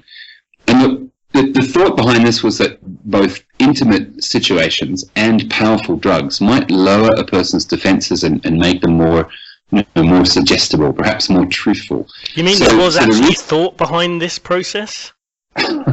Well, this was the basic idea. I mean, the research aim was to find out, whether there'd be any point in setting up like a Western version of Soviet Cold War style honey traps, but involving drugs as well as sex, to get sensitive information out of enemy agents, or perhaps turn them or whatever. And another favorite technique was for technical services to experiment on other CIA and Army personnel, which again may sound unbelievable, but it happened a lot, and there was an infamous case of this, which I'm sure you know. And another favourite technique was for technical services to experiment on other CIA and Army personnel, which again may seem unbelievable, but it happened a lot. And there was an infamous case of this, which I think Scott, involving this guy, Dr. Frank Olson. You've heard of this guy, yeah? Yeah, I thought he was actually working on the program as well, though, wasn't he? Well, he was an army scientist, and he'd been doing research into biological weapons. So he was working in a related field, and they were bringing him into the fold. He was invited to a CIA conference in Maryland, and there was a dinner at the conference. After dinner, everyone there was offered a glass of the liqueur Cointreau. But again, the CIA operatives had spiked it with LSD, and all the participants were only told about this afterwards. So Olson had what you might call a bad trip, and he just couldn't bring himself out of it. He started showing, strong signs of psychosis and schizophrenia. So obviously at that point, the sensible thing to do would be to get him to a hospital. But instead, they took him to a hotel room in New York and basically kept him captive there. Now, this turned out to be a huge misstep, because 2 days after that, Olson fell out of the window of the hotel's 10th story and died. His family were given some ridiculous story about how he'd been killed in an accident. But he had two young sons, Nils and Eric, and when they grew up, they started questioning the story and basically just refused to let it go, you know. And eventually the CIA did admit partial culpability on this. They gave the Olsons a new story, which admitted the LSD thing, but it said Olson's minders were taking a nap in the hotel room when one of them was woken up by a noise, and he saw Olson running full speed at the window. So then, in that version of events, it was a suicide, and the family got a $750,000 payout, you know, which is obviously meant to silence them. But then, much later, in just a couple of years ago, 2012. Some new documents were released showing that Olson had actually been thrown from the window. And so his sons went ahead and filed a lawsuit, and altogether not a good outcome for the agency. But yeah, one more example. I mentioned before... I just wanted to make a quick comment on that one. And yeah, I mean, I'd heard allegation there was an operative in the room with him, another CIA operative, and that, yeah, maybe Frank Olson knew some stuff that they weren't too happy about him knowing, or maybe he was going to actually reveal some of this program to the public, and that could have been why they threw him out the window. So yeah, that's one possibility. I mean, it's speculation, but I'd say it's reasonable speculation. I mean, it seems that they threw the guy out of a window, so either he didn't ever come off this trip, and that was just going to be too difficult for them to hide. Or he, as he said, may have turned around and said, well, this is just, this is beyond the pale, I'm going public with this, and they just made the decision to eliminate him. If you win that kind of lawsuit, how much money do you get for that? I mean, that's pretty serious. It's extremely serious, and you would hope that people would be going to prison for that kind of thing, but I suspect that the other operatives in the room may no longer be alive, because that was 1953. Well, they can just throw them out the window as well, can't they? Yeah. One more example. I mentioned before some of the institutions that participated in MK Ultra were prisons, and what happened in a number of cases was that technical services would approach individual inmates who were known to be drug addicts, and they would offer a kind of quid pro quo. So in this case, the participants were aware that they were test subjects, but the deal was a pretty evil one. The addicts would be dosed with whatever drug the agency wanted to test, and then in return they'd be paid with their narcotic of choice, the drug they were addicted to. So in that case, you had the US government using drug dependency as a kind of black bargaining tool. Yeah, I mean, how anyone in the agency can be doing this kind of stuff and then arguing publicly that they're defending any kind of values system is just. Well, that ties in a little bit with one of the subjects of this episode, which is Leonard Cohen, and from what I've read, he may well have been a willing participant of the program so that he could get some free LSD, basically. Then, on top of that, you had experiments with radiation, with chemical weapons, and of course the famous ones with electroshock therapy, which was often used in combination with the drugs. Like in the case I mentioned at the start about the woman suffering from postpartum depression, there were dozens and dozens of those, and those people were inducted into a specific program within MK Ultra called Subproject 68. And this program really was hell on earth. They were put into insulin-induced comas for a period of weeks, and during that time they were played tape loops of various statements that they were meant to accept as personal core beliefs. They went through sensory isolation for more than a month at a time, and then they got the electroshock treatment at 30 or 40 times the kind of recommended dosage. And afterwards they'd be given another drug to induce them to sleep for 7 to 10 days to try and repress their memories of what had happened to them. So this was just unimaginably cruel and horrible. And a lot of these people ended up being permanently debilitated. Common side effects of the treatment were permanent incontinence, forgetting how to talk, amnesia, including the full-blown amnesia where you completely forget who you are, being unable to recognize their families, thinking that the scientists administering the treatment were their parents, all kinds of terrifying stuff like this. So that was MK Ultra in a nutshell. But look, knowing all of that happened, as we do, you have to ask, what reason could a government have for being so keen on this mind control that it would conduct these kinds of experiments on its own citizens on a mass scale? And I think the answer lies partly in Cold War politics and the paranoia of the intelligence services, but also in some very strange beliefs about the world that proliferated in the scientific community during the 20th century, especially about the human mind and how it could be manipulated externally. And this is where MK Ultra links back to some of the other discussions we've had recently about hypnotism and false memories, about the scientific worldview and reasons to be a little circumspect about it, and also about placing too much trust in so-called experts. In the U.S. intelligence community, there was kind of a panic in the 1930s after the Moscow show trials of 1936. They started in 1936. They continued into 1938.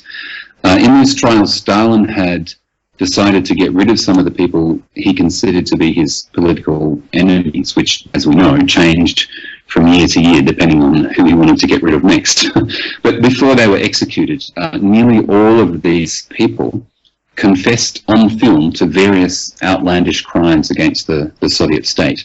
And they were clearly false charges. And it later emerged, not surprisingly, that the confessions had been coerced out of the prisoners using various techniques like beatings, sensory deprivation, and also by threatening family members, as in, we will kill your child if you don't say this. But when American intelligence experts examined the films of these confessions, they thought they saw something else going on. They thought the prisoners really believed what they said in their confessions, and that this showed they'd been brainwashed. Now, there was a researcher called George Estabrooks who'd been looking into old 19th century ideas about hypnotism. Back in the 19th century, hypnotism had actually been shunned because it seemed like there was a real danger that it could be used to alter a person's memory. And of course, if that's true, and if you pursue that path all the way to the end, then theoretically, you can cut and paste so much of a person's past that you end up with someone else in their body, right? And that was the fear of hypnotism. Also, there was a fear that it could be used to make someone give false evidence at a legal trial. So it was very popular in some quite sordid and dodgy little spiritualist circles in the 19th century, but other than that, it had been widely rejected. And then in the 30s, these scientists like Estabrooks at American and Canadian universities, they'd taken up research on hypnotism and other forms of mind control for different reasons. Like a few of them saw it as a possible cure for schizophrenia, for example. And after those Moscow show trials, the US government started to show an interest as well. And so they started to make contact with these scientists. Now, if you skip forward a decade or so, you then had the Korean War. And during that war, about 7,000 American soldiers were captured and interned in POW camps. The earliest camps were in North Korea, and they were just, horrible and depressing. But the later ones were in China. And there were a whole series of incidents involving the bizarre behavior of these POWs while they were in the camps, and then once they returned home. They seemed to have had their personalities messed with in some way. Now, some genuine intelligence about this had been gathered, and it suggested that the Chinese were using techniques like sensory deprivation, sleep deprivation, solitary confinement, things like this. And then after those things, the POWs would be put through a re-education program where they were indoctrinated into the philosophies of Marx and Mao and so on. But although there was no evidence for it, again, the US intelligence community gradually persuaded itself that the Chinese had developed ways of controlling the minds of these POWs, using hypnotism to overwrite their memories and alter their belief systems, things like this. And there was one particular incident where a bunch of American POWs were being marched through the Chinese province of Manchuria, but afterwards they had no memory of it and they experienced black spots. So intelligence operatives talked to these guys, and after that they started to say some really odd things, like that the POWs had had their minds wiped and that some of them might have been programmed to carry out attacks in the US after they came home, or been trained as super assassins, but they weren't aware of this. They were sleepers who'd be activated at a later stage. These were the conclusions of the intelligence experts in America. From that, they drew two basic conclusions. First, if the Chinese had this kind of mind control technology, it was probably coming from the Russians. And second, if the Russians had it, then the US had to get it. Otherwise, it could be disastrous in terms of the outcome of the Cold War. So things like this were really the major prompt that led MKUltra to be opened. And it was because the government believed the experts. That's why they allowed the program to be opened. They believed this stuff about what the Chinese and the Russians were doing. There's just unfortunately no getting around that. It was an example of where deferring to expert power can have disastrous results. But of course it was particularly disastrous in this case, because when we're talking about the CIA, there are always plenty of unsavory characters involved. I mean, let's be honest, the CIA is really an incubator for the lowest forms of human excrement. and I say that based on their record of mass murder and torture and all the other horrible stuff they've exported around the world. So, for example, at the senior management level of MKUltra, you had guys like George White. He'd been a high up in the CIA's predecessor agency, the Office of Strategic Services, I think they were called. White had also worked for the Bureau of Narcotics, and he had a very checkered history. Not only had he exhibited violent behavior on the job and in his personal life, but he regularly advised other operatives that violence was a useful way to achieve institutional goals. So not a nice man. He also had extensive underworld connections, which then made it very easy for the agency to kind of grab people from crime rings and prostitution rings and so on and use them in the experiments. And with his narcotics background, he was fascinated with psychotropic drugs. So it was partly from people like him that you got the preoccupation with LSD and ergots and other things, other hallucinogens. And with this idea that you could find a magic truth drug out there that could help you win the intelligence war. And all of that led, by the way, I think this part is quite interesting. All of that led to some episodes that really read like something out of the movie Men Who Stare at Goats. You had field operatives literally out in an actual field collecting magic mushrooms for the CIA. It was really nuts. But you also had characters like Donald Ewan Cameron, who was a scientist, and amazingly was the first head of the American Psychiatric Association. And I say amazingly because this guy was the poster child for weird beliefs about the world held by scientists. I mean, he wrote a series of books with these kind of upbeat titles like Life is for Living, but in the books he would espouse the most ridiculous and offensive ideas. Like he wrote in Life is for Living, he wrote that the entire German race was genetically unfit to have children and that they should be prevented from doing so. These were the kinds of things that he was interested in sharing with the world. And it was Cameron who designed the Subproject 68 electroshock therapy program that we talked about before. So he put large numbers of people through these 100-day programs where they'd go through all kinds of horrible experiences to try and break down their identities, and then they get the shocks. And the thing is, none of his work was successful in any way whatsoever. There's correspondence. His correspondence has survived, and in one letter he complained that one of his patients had been on the program for 101 days, being pumped full of electricity and kept in a comatose state for most of that time, and yet he couldn't manage to break her down and make her the kind of person he wanted. And that was the case with every single test subject that he worked with. It just didn't work. You almost feel sorry for him, don't you? No, is the answer. And yet he refused to change his beliefs, and he just went on torturing people. So a couple of episodes back, you talked about how adherents of a kind of strictly scientific worldview often say that scientists are always willing to change their beliefs, and they don't hold on to dogma like, say, religious people do. And you said that you didn't think this was always true in the real world. Well, this guy, Donald Ewan Cameron, he's your smoking gun. He's an extreme example, obviously, but he's not a unique one, I don't think. And he held on to those views long after the evidence of the real world should have convinced him to change his mind. I also wanted to say about the scientists that often crop up in court, since we're going to be discussing that in this episode, in the next episode. Mm-hmm. That they're often heavily influenced by outside forces. You know, if you get a scientist working for the prosecution, they're going to say something very different to a scientist working for the defense. And that really shouldn't occur if scientific thought and scientific principles just are based on facts. I mean, so I think that's another smoking gun, personally.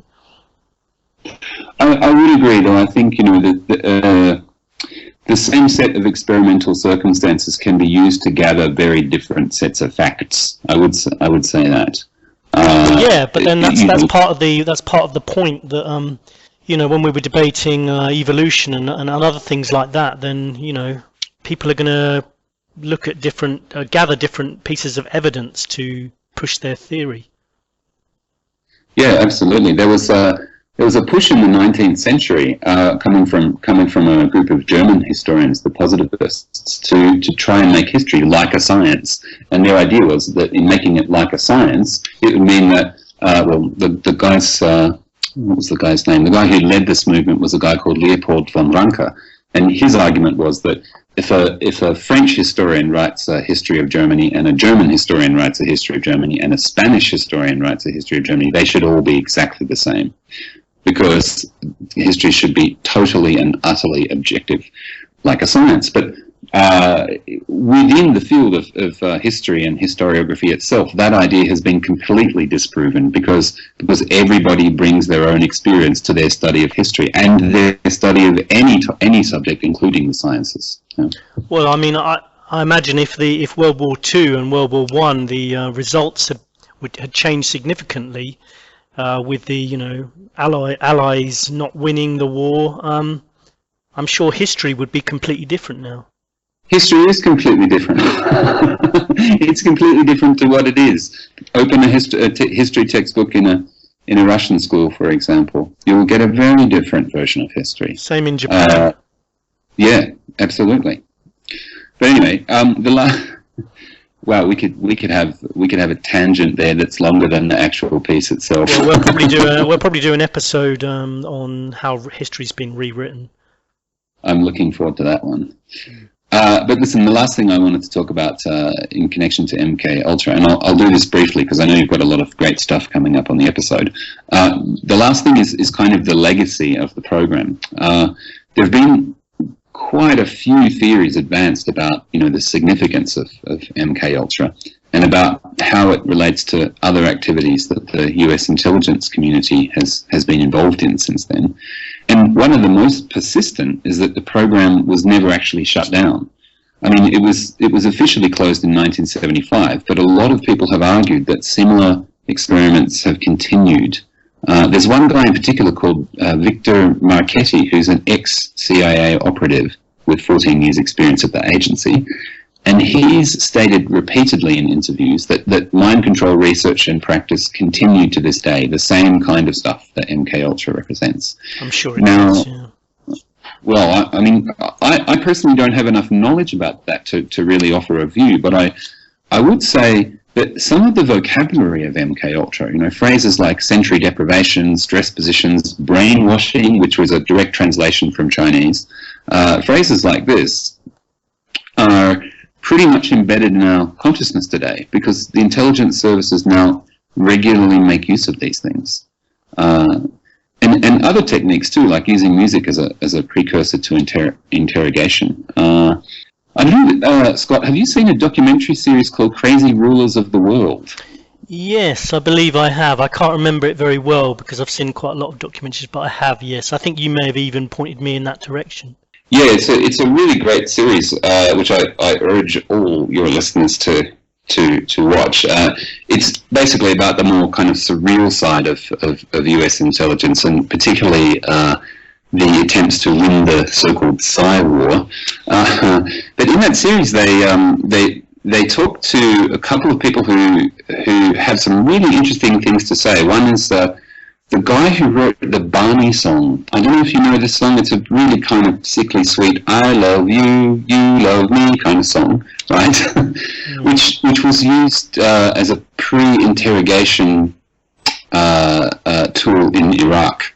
What a frightening way to start an interrogation.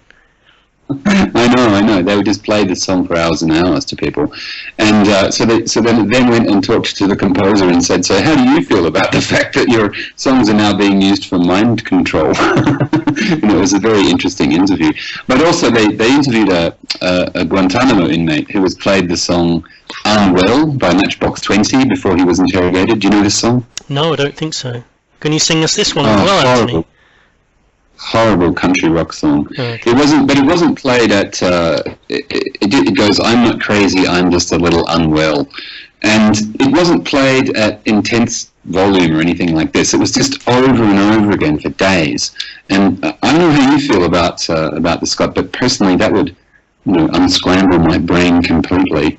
But on the song, I guess. I don't know. I mean, I think the Barney one would affect me more without listening to the Unwell one. I mean, the Barney one would have driven me nuts, I think.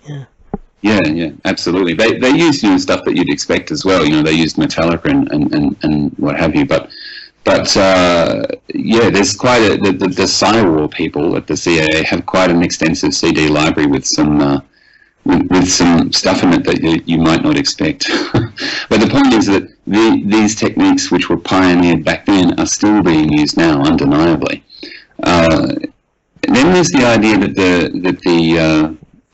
the MK Ultra techniques have been kind of unleashed on the wider public, and that we're all now the victims of mind control, which I think is probably too big a topic to delve into right now, but it is quite a widely held belief out there. It's also been claimed by some people that the CIA accidentally set in motion the counterculture of the 60s, which I must say, if it's true, it's a very entertaining thought. Timothy Leary was one of the people who has claimed this. He was a chemist at Harvard, and he became one of the leaders of the psychedelic movement in the 60s. And also, according to Richard Nixon, the most dangerous man in America. So he pointed out that technical services were paying hundreds of people on university campuses around the US to use psychedelic drugs on their patients.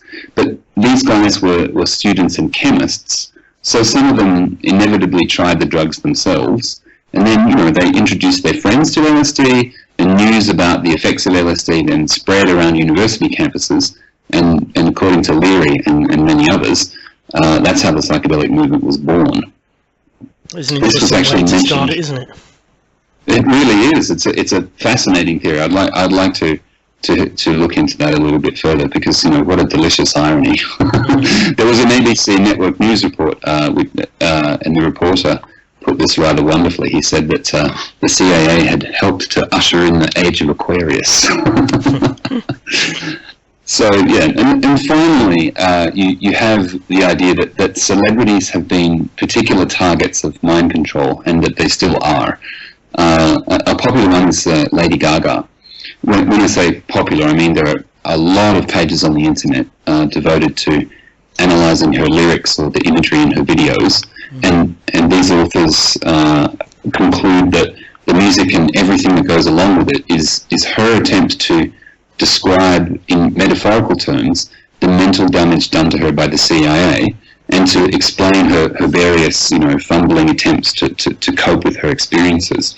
I know I know other people like Katy Perry. People often analyse her as well, because you've got things like in her videos, dressing up as the goddess Isis at the same time when ISIS came to the forefront, and you've got Britney Spears as well, who's acted quite strangely in some videos and some interviews. There's one in particular, but it's an interesting topic. It is an interesting topic, and there's a smaller number of authors who say that that Lady Gaga's songs and videos are actually mind control tools themselves, and that she's fully on board. She's trying to turn her fans into, in principle, zombies or whatever. There's some that say Disney's heavily involved in this as well.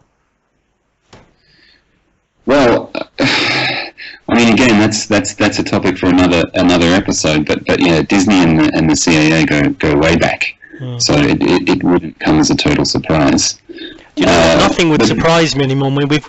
Just in our little conversation here, you've talked about CIA operatives picking magic mushrooms and playing Barney before they torture someone. I mean, anyone who thinks that some of the things that conspiracies that crop up are bonkers, they need to look at some of the things that are accepted as fact, even by the CIA themselves, to start wondering whether actually some of the other stuff isn't bonkers either. Well, that's right, because the Barney song, it does sound like something made up, doesn't it? But it isn't. That's approved. That's signed off on and approved. Well, some of the stuff that's gone on at Guantanamo Bay, I mean, even the fact that it exists is pretty crazy as well. Yeah, and recently, by the way, in the news, there were 2 Australian inmates in Guantanamo Bay, and just in the last week or maybe 2 weeks, one of them has been cleared. He's been proven innocent, and I think he's not the only one. I know there's lots of others that have been proven innocent as well. I mean, the whole thing is terrible, and this is why when you get people like Cameron and Obama standing up talking about how our society defends all the freedoms that we have, and they sort of try to hold the moral ground. I don't think we can say that it exists anymore in our societies with some of the things that have gone on. Yeah, and I think MK Ultra, that is the significance of it, to my mind, is that it's one of those episodes which really does take the moral high ground away from anything that our leaders say, especially if it is still going on, and especially considering that whether it's still a coherent program as it used to be, or whether it isn't, certainly some of the techniques that were developed in that period of time are still being used today. But then finally, you have celebrities who themselves say that they were MK Ultra test subjects, and I believe you're going to talk about a few of those people today. Is that right?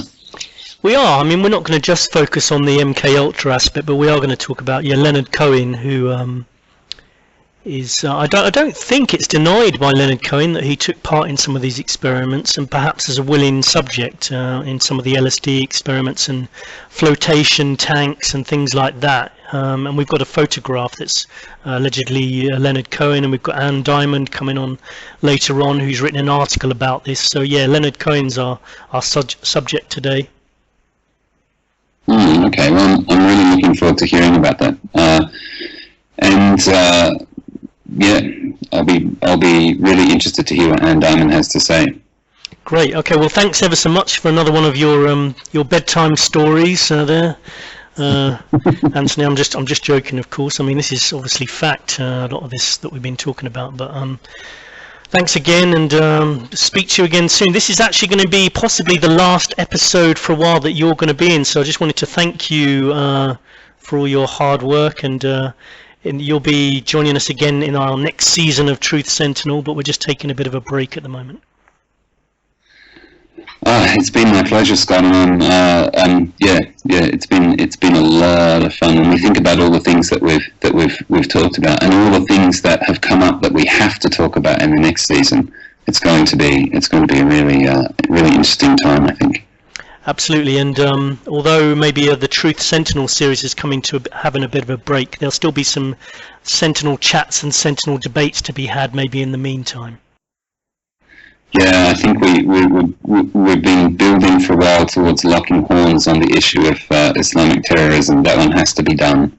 Absolutely, yeah, we'll do that, and we'll hopefully get some other people on to join us for some of those debates, maybe who've done a lot of research into the Quran and other aspects of it. Anyway, but thanks again, Anthony, and speak to you again soon. Okay, see you, Scott. See you later. So thanks for listening to today's episode. Hope you enjoyed it. Remember, this is just part 1.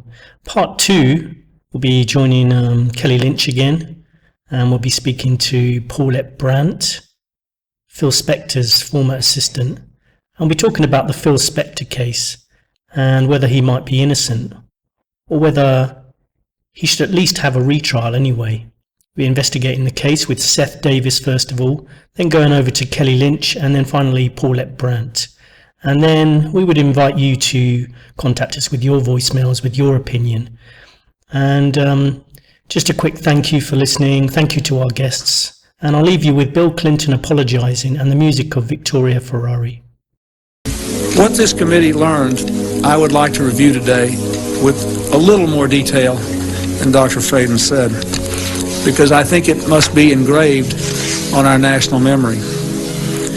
Thousands of government-sponsored experiments did take place at hospitals, universities, and military bases around our nation. The goal was to understand the effects of radiation exposure on the human body.